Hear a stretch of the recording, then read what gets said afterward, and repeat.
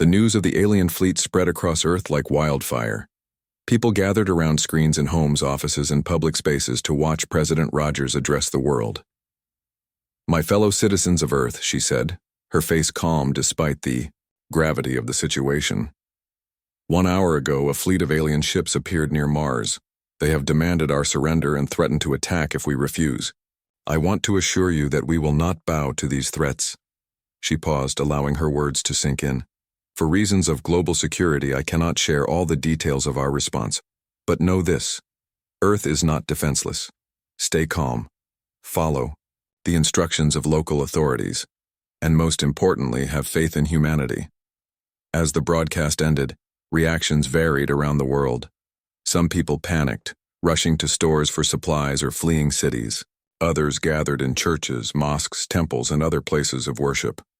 Many simply stayed with loved ones, watching the skies and waiting.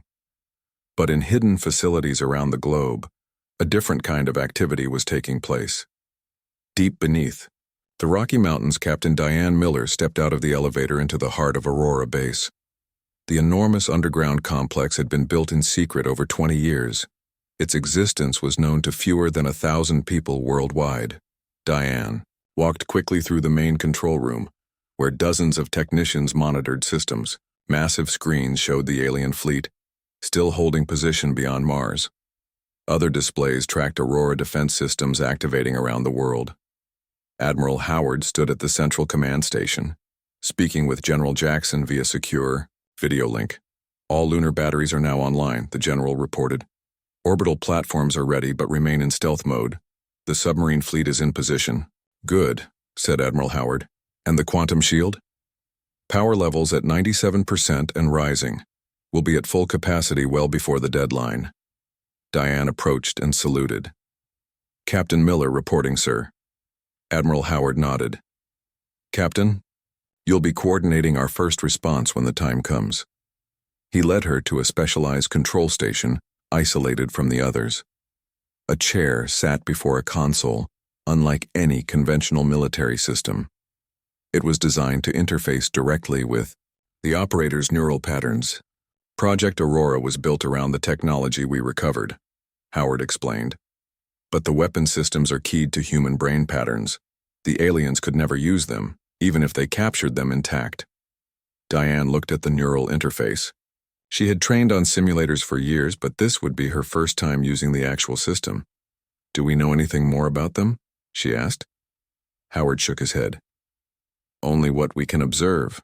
They call themselves the Imperial hegemony. Based on their message, they've done this before to other worlds. But they've never encountered humans," Diane said with determination.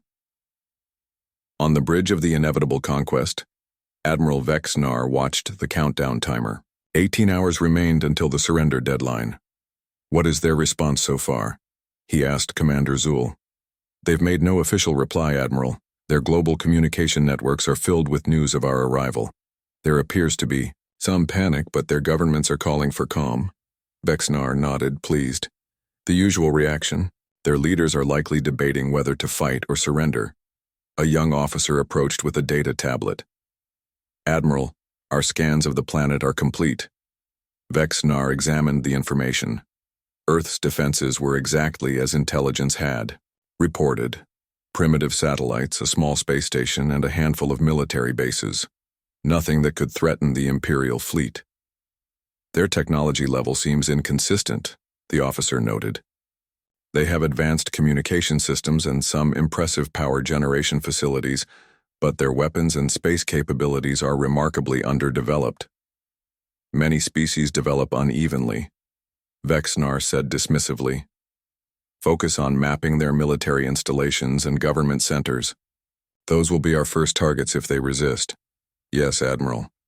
There is one unusual finding. We're detecting energy readings from their moon that don't match their known technology." Vexnar frowned. "What kind of readings?" "Unclear, sir. Our sensors can't penetrate whatever facilities they've built there. Keep scanning. If they're hiding something, I want to know what it is." In the White House Situation Room, President Rogers met with her crisis team. Reports from around the world showed that the initial panic was subsiding as people adjusted to the new reality. "What's the status of Aurora?" she asked. Secretary of Defense Martinez pulled up a secure tablet. "All systems are green, Madam President. The quantum shield generators are at full power. Weapon platforms are ready but dormant. And the aliens? Still holding position. Their ships are scanning Earth continuously.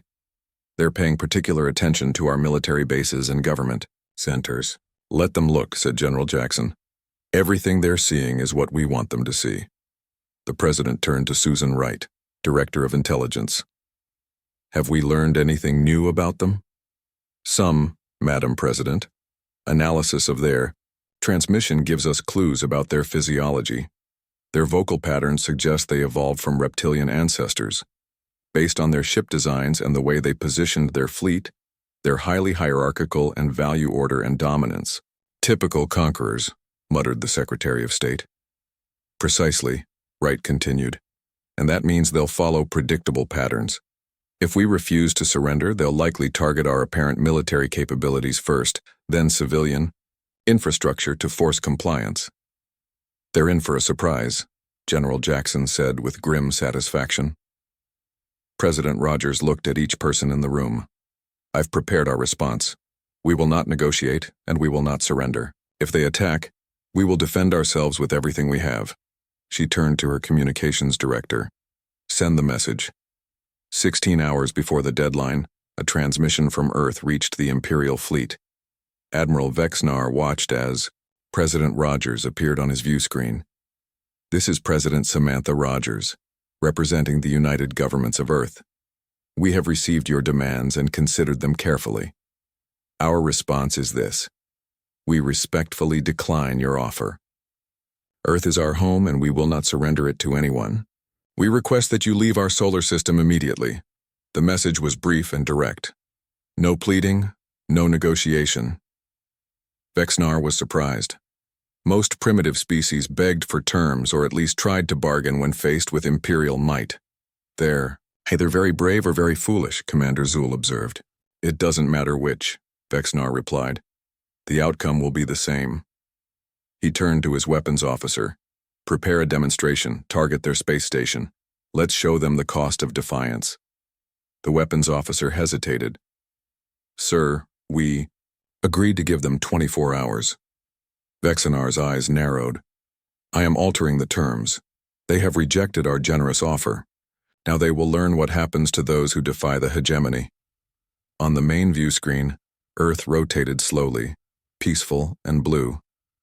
Vexnar studied it with cold calculation. Soon, parts of that blue world would burn. Its people would learn submission, as so many others had before them. "Move the fleet closer," he ordered. "Prepare all ships for combat operations." The massive armada began to advance toward Earth, their engines glowing against the blackness of space. The conquest was about to begin. Little did they know that beneath the surface of both Earth and its moon, ancient alien technology, now controlled by humans, was about to reveal itself. The trap was set, and the Imperial hegemony was heading straight for it. Admiral Vexnar stared at the blue-green planet on the main view screen. His yellow eyes narrowed as he studied what the humans called Earth. Behind him, the command bridge of the Imperial flagship Inevitable Conquest hummed with activity as crew members prepared for their mission.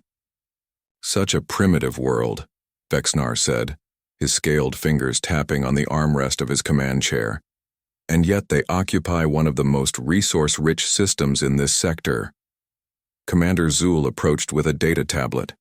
She was shorter than Vexnar but had the same gray skin and ridge-lined face that marked all members of their species, the Krathari.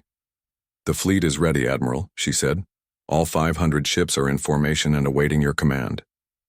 Vexnar nodded. The Imperial hegemony had conquered 17 worlds in the past century. Each victory had made their empire stronger, adding new resources and slave labor to their already vast holdings. Earth would be no different. "What do our intelligence reports say about their defenses?" Vexnar asked. Zool pulled up the information on her tablet. "Minimal threat. They have a small space station, A few hundred satellites and a handful of primitive spacecraft that can barely reach their own moon. Their weapons use chemical propellants and simple nuclear devices, nothing that can penetrate our shields. Their technological level? They've had computers for less than a century. They achieved spaceflight only 60 Earth years ago. Their most advanced ships still use chemical rockets, though they have developed ion engines for some uses. Vexnar smiled, showing his sharp, terse easy prey. The War Council chose well for my first conquest as Fleet Admiral. He stood and walked to the large window at the front of the bridge. The armada stretched out before him. Destroyers, cruisers, troop carriers, and harvester ships designed to strip planets of valuable minerals. The might of the Imperial hegemony, ready to add another world to their collection. Prepare to exit hyperspace near their red planet, Vexnar ordered. We'll make our presence known and give them the standard offer: surrender or annihilation. Captain Diane Miller yawned as she poured herself a cup of coffee in the break room of Space Station Liberty. The station orbited Earth at an altitude of 250 miles, serving as both a research facility and the command center for the Earth Defense Force. Most people on Earth didn't know the EDF existed. As far as the public knew, Liberty was just an international science station. Diane's dark hair was pulled back in a neat bun, and her blue uniform was crisp despite her having been on duty for nearly 10 hours. At 42, she had spent most of her career preparing for a day everyone hoped would never come. She was about to take her first sip when alarms blared throughout the station. Red lights flashed in the corridors. She dropped her coffee and ran toward the command center. "Status report," she shouted as she entered the large circular room filled with screens and control panels. Lieutenant Gary Price looked up from his monitor, his face pale. "Massive energy readings at the edge of the solar system, Captain. Beyond Mars orbit. Whatever it is, it's big." Admiral Frank Howard entered the command center. He was a tall man with gray hair and deep wrinkles around his eyes. Despite being in his 60s, he moved with the energy of someone much younger.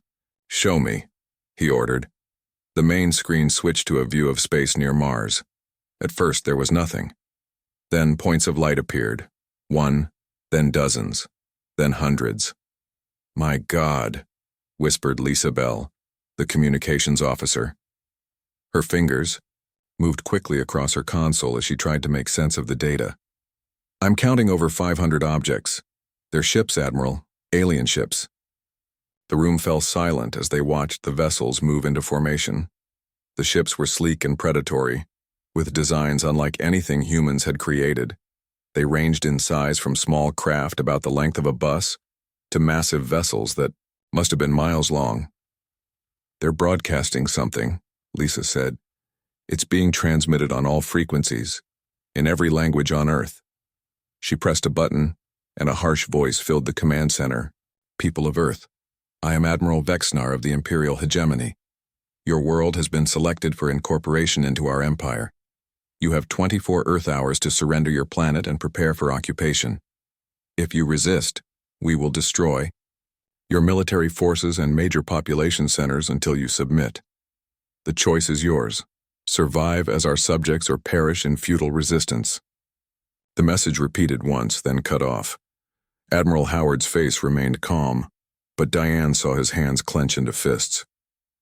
"Well," he said, "I guess we finally get to test out Project Aurora." He turned to Diane. "Captain Miller, alert all EDF bases, worldwide. Activate Defense Protocol Alpha, and get me the President." Diane nodded and moved to a secure communications terminal. As she sent the coded alert to hidden bases around the globe, she felt a strange mix of fear and anticipation. For 20 years, humanity had been preparing in secret for this moment. "Sir," Lieutenant Price called out, "I'm detecting scanning beams from the alien fleet. They're mapping our defenses."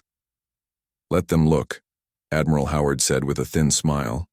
"They won't find anything we don't want them to see." In the White House Situation Room, President Samantha Rogers listened intently as the message from the alien fleet played. Around the table sat her top advisors, the Secretary of Defense Alan Martinez, the Joint Chiefs of Staff, and the Director of Intelligence. On screens along the wall, Leaders from other major nations watched and listened. When the message ended, the room erupted in concerned voices until President Rogers raised her hand for silence. "How long have they been there?" she asked. "They appeared approximately 30 minutes ago, Madam President," said General Paul Jackson, chairman of the Joint Chiefs. "They came out of nowhere, some kind of faster-than-light travel." "And our status?" Secretary Martinez spoke up. "All Aurora facilities are activating as we speak. The lunar batteries will be online within 2 hours. Orbital platforms are ready but remain in stealth mode. Submarine-based systems are moving into position." The president nodded. What the aliens didn't know, what most of humanity didn't know, was that Earth had been preparing for this moment for decades. After recovering a crashed alien scout ship in 2043, humanity had quietly reverse-engineered technologies far beyond what they publicly displayed. A global coalition of nations had pooled resources to develop weapons and defenses that remained hidden from public view. "What do we know about these aliens?" she asked. The director of intelligence, a woman named Susan Wright, opened a folder. "Very little, Madam President. The design of their ships doesn't match the vessel we recovered in 43. This appears to be a different species altogether." President Rogers looked at each person in the room. "Recommendations?" "We should attempt communication," suggested the Secretary of State. "Perhaps negotiate." "While preparing our defenses," added Secretary Martinez. The Aurora Protocol was designed for exactly this scenario. General Jackson leaned forward. "Madam President, these aliens clearly expect us to either surrender or put up a token resistance. They have no idea what we're capable of. I say we let them make the first move, then respond with everything we have." The president considered for a moment, then nodded. "Inform all Aurora facilities to stand by but remain concealed. No preemptive strikes. If they attack, they'll learn very quickly that humanity is not as helpless as they believe."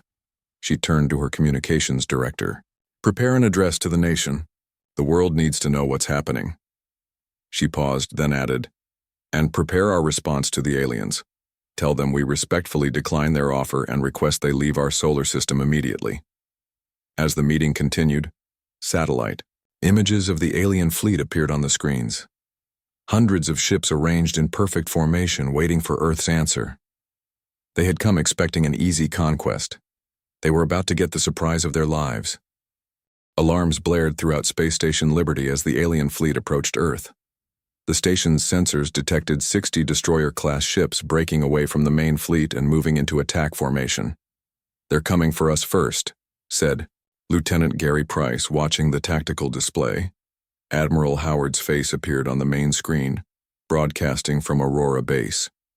"Evacuate all non-essential personnel to the escape pods. Head for the designated safe zones." "What about us?" asked Lisa Bell, her hands steady despite her fear. "Stay at your posts until the last possible moment," Admiral Howard ordered.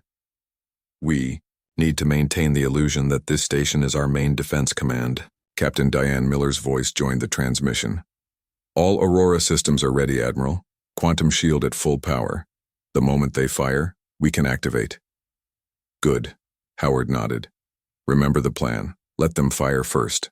On the main view screen, they watched as the alien destroyers closed in. The ships were sleek and deadly, shaped like arrowheads with weapons bristling along their hulls. "They're charging weapons," reported Lieutenant Price. Admiral Howard's expression was grim but determined. "Hold your positions. The world is watching." In homes and public spaces across Earth, people watched live feeds from satellites and news. Helicopters. The alien ships were visible in the sky now, dark shapes moving against the blue. In the White House Situation Room, President Rogers and her advisors monitored the situation. General Jackson provided regular updates as the alien fleet approached. "They've broken the deadline," Secretary Martinez observed. "Just as we expected." President Rogers nodded. "They never intended to wait 24 hours. It was a psychological tactic." She turned to General Jackson. "Are we ready?" "Yes, Madam President. Aurora Base reports all systems go." Captain Miller is at the neural interface. Admiral Howard is coordinating global defenses. Then we wait for them to make the first move. On the inevitable conquest, Admiral Vexnar watched as his destroyers moved into position around Earth's space station. Their station is primitive, Commander Zool reported. Minimal defenses, no energy shields. Their weapons are basic projectiles and simple missiles. And yet they refuse to surrender, Vexnar mused. Curious.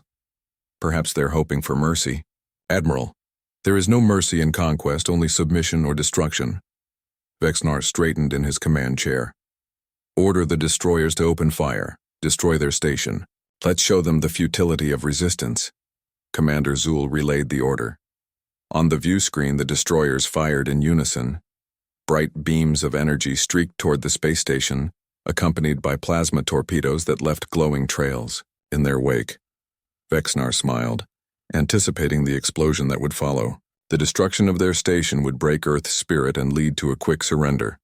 But the smile faded as he watched what happened next. The energy weapons and torpedoes sped toward Space Station Liberty. Inside, the remaining crew braced for impact. But instead of striking the station, the weapons hit an invisible barrier several miles out. The energy beams splashed against it like water on glass. The torpedoes exploded harmlessly, creating a spectacular light show. In Aurora Base, Captain Diane Miller sat in the neural interface chair. A helmet covered her head, connecting her mind directly to the defense systems. Through this connection, she could see and feel every aspect of Earth's defenses. The quantum shield was performing perfectly, absorbing the alien weapon's energy. Shield holding at 100%, she reported. No damage. Admiral Howard nodded. They've made the first move. Now it's our turn. He looked at the president's image on a secure screen. Madam President? President Rogers took a deep breath. I believe that constitutes the first shot. You may proceed, Admiral. Howard turned to Miller. Show them what humanity can do. Diane pressed her palm against the biometric scanner next to her chair. Aurora protocol activated. Across Earth's orbit, previously invisible satellites shimmered into view as their stealth systems deactivated. On the lunar surface, massive structures emerged from hidden bunkers, weapon platforms built using technology recovered from the alien crash decades ago. From beneath the oceans, sleek vessels rose silently, their designs unlike any human ship ever seen publicly. In the neural interface, Diane selected the first target, the lead alien destroyer that had fired on the space station. She focused, her thoughts, directing the nearest defense satellite to respond. A single pulse of energy shot from the satellite. The beam, almost invisible except for a slight blue shimmer, struck the alien vessel. There was no explosion, no dramatic destruction. Instead, the destroyer simply vanished, converted entirely to energy that was harmlessly absorbed by collectors on the defense platforms. On the inevitable conquest, alarms blared as sensors registered the sudden appearance of Earth's true defenses. Impossible. Vexnar shouted, standing from his command chair. Where did those come from? Our sensors didn't detect them, Commander Zool said, her voice shaking. They must have been cloaked. Destroyer 7 is gone, reported the tactical officer. His scaled face pale with shock. Not damaged, gone, completely destroyed. How? Their technology can't be this advanced. Vexnar slammed his fist on the console. Order all ships to fire. Full attack. The Imperial fleet responded, launching a massive barrage against Earth. Thousands of energy beams and torpedoes streaked toward the planet and its newly revealed defenses. But the quantum shield held. Not a single weapon penetrated it. Our attacks are having no effect, Commander Zool reported, panic edging into her voice. Before Vexnar could respond, more of Earth's defense platforms fired. 5 more destroyers vanished in quick succession. No debris, no explosions. Just gone. Recall the destroyers, Vexnar ordered. Pull back to the main fleet. The surviving destroyer captains tried to comply, but 3 more ships disappeared before they could retreat. In Aurora Base, Captain Miller directed the defense systems with growing confidence. Through the neural interface, she could feel the alien fleet's confusion and fear. Their weapons can't penetrate the shield, she reported. We've neutralized 12 destroyers. The others are retreating. Admiral Howard watched the tactical display with satisfaction. Good work, Captain. But this is just the beginning. They'll regroup and try again with their entire fleet. Let them come, Miller said. Her mind connected to the most powerful weapons humanity had ever created. We're ready. Across Earth, people watched in amazement as news feeds showed the alien destroyers vanishing one by one.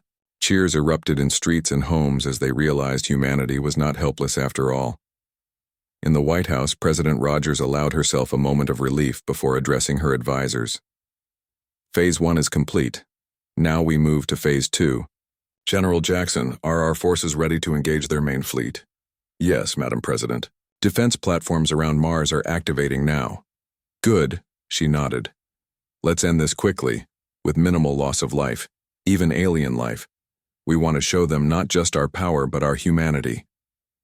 As the remaining alien destroyers fled back to the main fleet, Earth's true capabilities were only beginning to reveal themselves.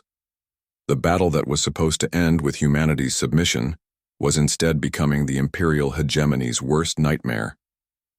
Admiral Vexnar paced the bridge of the inevitable conquest as the surviving destroyers limped back to the safety of the main fleet. His yellow eyes burned with fury and disbelief. How is this possible? He demanded of his science officer. Their technology is decades beyond what our intelligence reported. The science officer, a thin Krithari with pale gray scales, studied the readings from the failed attack. The energy signature of their weapons doesn't match anything in our database, Admiral. It appears they've somehow developed technology even more advanced than ours.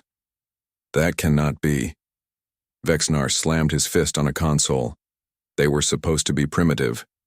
Easy prey. Commander Zool approached cautiously. Admiral, perhaps we should consider a strategic withdrawal to reassess. Retreat? The Imperial hegemony does not retreat. Vexnar's voice rose to a roar. We will crush these humans with overwhelming force. Prepare all ships for a full-scale attack. Sir, Zool persisted. We've lost 12 destroyers without inflicting any damage. We don't understand their defense systems or weapons. Vexnar turned on her, his face inches from hers. Are you questioning my orders, Commander? She stiffened. No, Admiral. Good. Deploy the fleet in attack formation Delta. We will concentrate all firepower on a single point in their defenses. Even the most powerful shield must have a breaking point. Around the world, Aurora facilities coordinated Earth's defense. In military command centers, officers who had trained for years in secret now put their skills to use. What appeared to be a chaotic first contact was in fact unfolding according to plans developed decades ago. In London, Colonel William Hayes directed European defense platforms. Beijing reports all targets in their sector neutralized, he told his team. All Asian Quadrant defenses are functioning at optimal levels. In New Delhi, General Arun Sharma monitored the quantum entanglement disruptors that prevented the alien fleet from communicating with potential reinforcements. The blockade is holding, he reported to Aurora Base. No signals are getting through. Aurora Base, Captain Diane Miller remained connected to the neural interface. Through it, she could feel the alien fleet regrouping, preparing for another attack. They're forming a new attack pattern, she reported to Admiral Howard. Concentrating their forces. Howard nodded. They think they can overwhelm our shields by focusing their firepower. He turned to his communications officer. Connect me with all defense stations. On screens around the world, Howard addressed the Aurora network. The enemy is preparing a concentrated attack. Let them come. When they commit their forces, activate Phase 2 of the Aurora Protocol. In the White House Situation Room, President Rogers watched the tactical display as the alien fleet reorganized. They're going to try again, General Jackson said, this time with everything they have. The president's expression remained calm. How many ships do they have left? 488, including their flagship. Secretary Martinez leaned forward. Madam President, should we attempt communication again, offer them a chance to withdraw? President Rogers considered this. Yes, Make one final attempt, but be ready to continue the operation if they refuse. Admiral Vexnar was reviewing the attack plan when a human transmission came through. Imperial Fleet. This is Earth Command. Your attack has failed. We possess technology far beyond what you anticipated. We offer you one chance to withdraw from our solar system unharmed. Refuse and we will be forced to destroy your fleet. Vexnar laughed, a harsh sound that made junior officers flinch. They destroy a few destroyers and think they can dictate terms to the Imperial hegemony? He turned to his communications officer. Send this reply. The hegemony does not negotiate with primitives. Prepare to be conquered. He faced the main view screen where Earth hung in space, deceptively peaceful. All ships commence attack. Target coordinates as planned. Maximum firepower. The Imperial fleet moved forward in perfect formation, hundreds of ships aligning their weapons on a single point in Earth's defenses. Energy weapons charged, missiles loaded, all aimed at what Vexnar hoped would be a weak point in the quantum shield. Fire, he commanded. The space between the fleet and Earth lit up as every ship unleashed its weapons simultaneously. The combined firepower was enough to shatter a small moon. It struck the quantum shield at the designated coordinates, creating a spectacular display as energy dispersed across the invisible barrier. For a moment, Vexnar thought he saw the shield flicker. Hope surged through him. Maintain fire on that location, he ordered. We're breaking through. But then something unexpected happened. The energy from the Imperial weapons didn't just stop at the shield. It began to flow along it, channeled toward collection points around Earth's orbit. The humans were somehow capturing the energy of the attack. Cut power, Vexnar shouted, suddenly understanding the danger. Cease fire immediately. Too late. The Aurora defense system had been waiting for exactly this moment. A massive influx of energy that could be redirected. Defense satellites around Earth glowed as they absorbed the power from the Imperial attack, then channeled it into their own weapons. In the neural interface, Captain Miller felt the surge of power flowing through the defense grid. Energy capture. Complete, she reported. All defense platforms charged to 200% capacity. Admiral Howard gave the order. Execute Phase 2. Miller focused her mind, and the defense grid responded. Dozens of satellites fired simultaneously, not at the Imperial ships but at points in space around the fleet. Space itself seemed to warp and distort. Gravitational waves rippled outward from the impact points, creating a complex pattern that engulfed the Imperial fleet.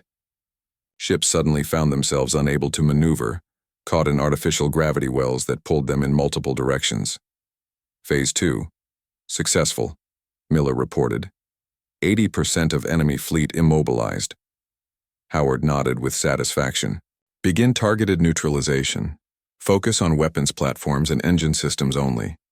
Let's minimize casualties. Miller directed the defense platforms to fire again, this time targeting specific systems on the trapped ships. Precision beams struck across the fleet, disabling weapons, engines, and communication arrays with surgical accuracy. On the inevitable conquest, chaos reigned. The ship shuddered as gravitational forces pulled it in competing directions. Warning, alarms blared from every system. We're trapped, shouted the navigation officer. I can't break free. Shields failing, reported the tactical officer. They're targeting our weapons and engines. Commander Zool grabbed a console for support as the ship lurched violently.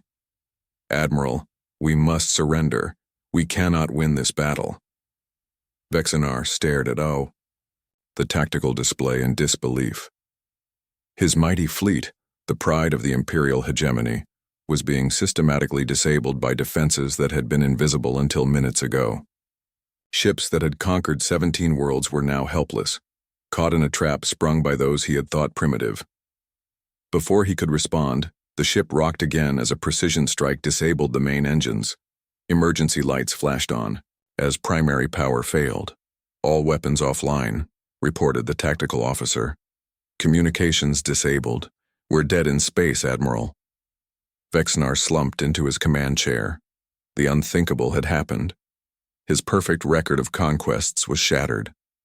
The Imperial hegemony had met its match, and the battle had only just begun. 7 days after the battle, Admiral Vexnar stood in a large circular room deep within the White House. The chamber had been converted into a meeting space for Earth's Defense Council. Vexnar's uniform, once pristine and decorated with medals, had been stripped of rank insignia. 2 human guards stood behind him, though they carried no visible weapons. Across from him sat President Rogers, along with Admiral Howard, Secretary Martinez, and several other human leaders. Dr. Carol White, head of Earth's scientific division, studied Vexnar with open curiosity. Admiral Vexnar, President Rogers began, we've spent the past week analyzing your fleet's database. Your empire, the hegemony, has conquered 17 worlds in the past century, enslaved their populations, stripped their resources. Vexnar remained silent. There was nothing to deny. We've also examined your personal record, Admiral Howard added. 12 successful conquests, 0 defeats. Until now. What I don't understand, Dr. White said, leaning forward, is why your intelligence about Earth was so flawed. Did you truly believe we were technologically primitive? Vexnar finally spoke, his voice rough. All reports indicated you had only achieved spaceflight 60 years ago. Your visible technology matched that timeline. Dr. White nodded. Because that's what we wanted everyone to believe. You see, Admiral, President Rogers explained, we've known about alien civilizations for much longer than you realize. In 2043, one of your hegemony scout ships crashed in our desert regions. There were no survivors, but the technology was intact. Vexnar's yellow eyes widened. Impossible. No scout ships were lost in this sector. It wasn't from your current fleet, Admiral Howard said. It was an older vessel, perhaps from an earlier survey mission. The point is, we recovered it and studied it. We learned not just about your technology, but about the hegemony itself. What you do to worlds that can't defend themselves. So we prepared, Secretary Martinez continued. We developed defenses in secret. We kept our public technology intentionally modest, and we waited. For what? Vexnar asked. For someone like you to arrive, President Rogers said simply. We knew you would eventually. The door opened and Captain Diane Miller entered with a data pad. Madam President, the Liberation Fleet is ready. Using the captured Imperial vessels and our own ships, we can reach all occupied worlds within 3 months. Vexnar stared in shock. Liberation Fleet? You can't possibly mean... Yes, Admiral. President Rogers stood. We've decided that the 17 worlds conquered by the hegemony deserve their freedom.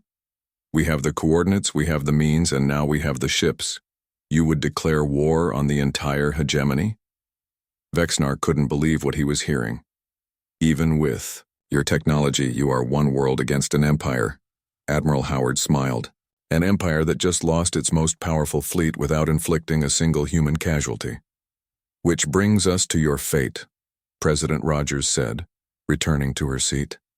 By the laws of your own hegemony, you and your crew are our prisoners. We could treat you as you would have treated us, as slaves or worse. Vexnar straightened his posture, preparing for the worst.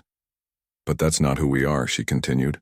All captured hegemony personnel will be treated as prisoners of war, with proper accommodations and medical care.